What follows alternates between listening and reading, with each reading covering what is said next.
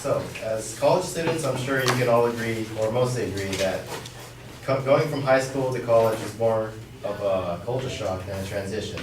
That's why I'm here to propose that the public American high school system is ineffective at preparing its students for their future. I have three main supporting claims to back this up. First off, students remain unexposed to untraditional career paths that may interest them. Second, most students who graduate high school are unprepared for college-level work. And third, and finally, high schools neglect to teach students job searching skills and everyday adult tasks. So for my first topics, high schools usually focus on academic subjects such as English, math, and science. And as you know, some careers aren't really directly related to these three subjects, such as cooking and acting. And also, in rare circumstances, people who learn in untraditional school settings may become more successful in life than those who excel in academics. For example, this is an extreme example. George Foreman, he dropped out at age 15 to train as a boxer, and later in his career, he became an entrepreneur to sell his grills.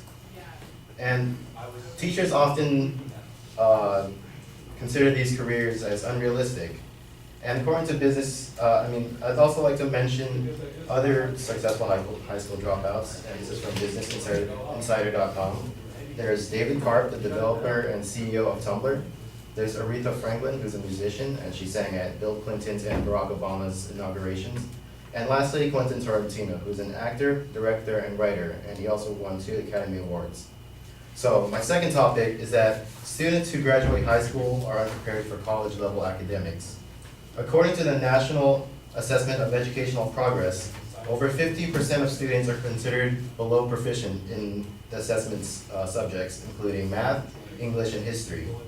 So if high school students are considered below proficient, then they won't be successful in college courses. Also, higher graduation rates are partially a result of making graduation requirements easier rather than challenging the students more. According to Russell Rumberger, the director of the California Dropout Research Project at UC Santa Barbara, he states that under pressure to produce better graduation numbers, school officials in California and nationwide have often done whatever it takes to get those numbers. Also, according to the LA Times, several states, including California, have eliminated their exit exams altogether. Another piece of expert testimony comes from Dr. David Conley, who is the director and professor for the Center of Educational Policy. And in 2008, he states that although a college course may have the same name as a high school course, college instructors pace their courses more rapidly, emphasize different aspects of the material taught, and have very different goals for the courses. So in high school, most of us probably had 1 or 2 books to read, and then probably 1 or 2 papers to write for those books. And we're given maybe a couple weeks to a month to write them. In college, we're expected to read more books, write more papers, and write them more in depth. And also, excluding AP classes, some students might have no incentive to take challenging classes that will prepare them for college. For example, if you get an A in algebra or an A in trigonometry, they both have the same impact on your GPA. This leads me to my third topic, that high schools neglect to teach students job searching skills and everyday adult tasks. Unless students go out of their way to take a personal finance course or get their own job, they aren't really required to learn these skills, such as writing resumes, cover letters, and networking.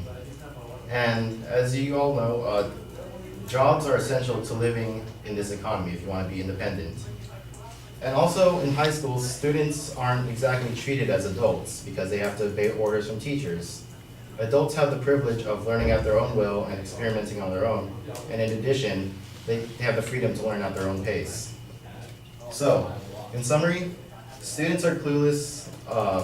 Students may feel clueless on the career path that they take because schools are mainly focused on academics.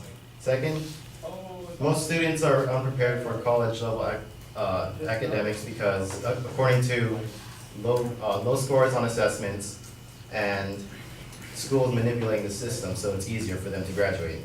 And lastly, students may lack the essential skills they need to be independent adults.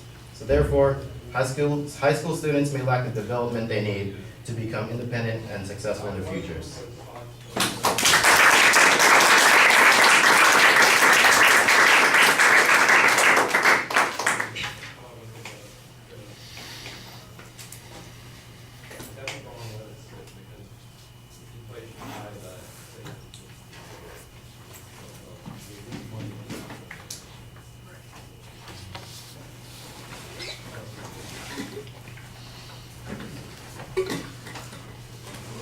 All right, the proposition and the preview are fine. The controversy, I think you could probably give us a little bit more justification for why it is that we have to talk about this, whether it's the amount of money that students are spending on college that ends up not being useful to them, whether it is the lack of job opportunities in the long run that harms them, whether we've got some data about completion rates for colleges.